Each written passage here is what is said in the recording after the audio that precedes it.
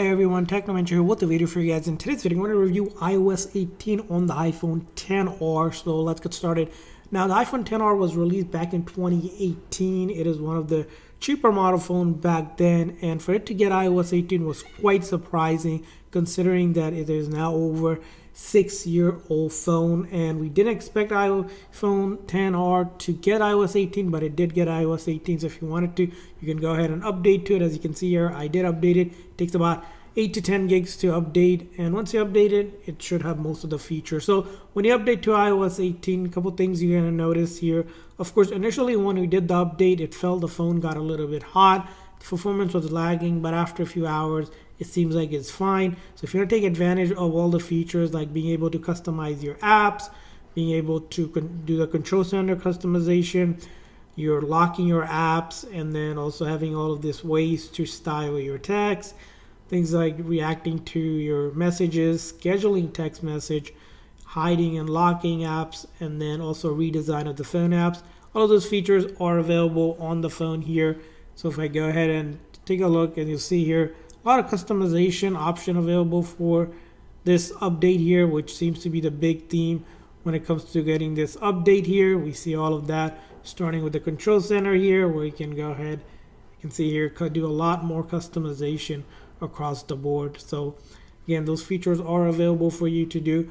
Now, when it comes to the overall use of iOS 18 on the iPhone XR, now I'm going to say a couple things here. It does feel a little slightly slower than the other version, and it might just be because I recently updated. Sometimes it does take some time to go ahead and pretty much work the way it's supposed to, and that's because it is, again, a 6-year-old phone. It has 6-year-old phone. Now it has 3 gigs of RAM. It's running on A12 Bionic chip. So if you compare it to the newer phone, which is A18 Pro chip with 8 gigs of RAM, this doesn't seem like it is holding a lot. But as you can see here, most of the apps, again, will work fine because you're on iOS 18, and you'll probably have to update it to iOS 18 eventually when apps start to not support the older version. You can still stay on iOS 17 on the phone, and some people even stay on iOS 16.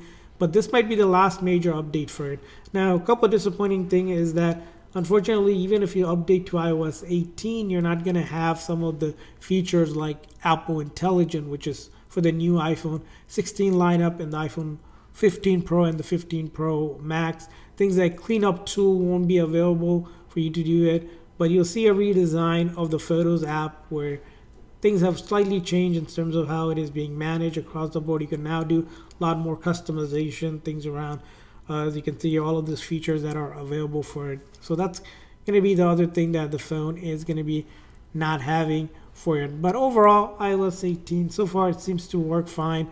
Now, if you were wondering if it's worth the upgrade, honestly, I think it is worth the upgrade, but I probably would want to hold up till you get more bug fixes going on. Sometimes people do mention that there is noticeable battery drain. Again, we haven't seen that, but again, that's something going to be dependent on your usage and how much your battery health is. This one has a pretty great battery life on it, as you can see here, 98%.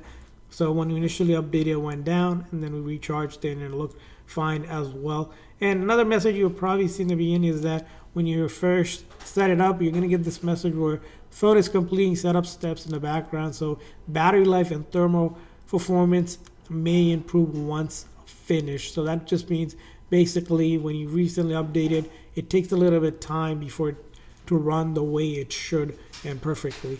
And that's it for a review of iOS 18. Let us know what are your thoughts on iOS 18 on the iPhone XR. If you're upgraded, thinking about upgrading, leave a comment in the comment section.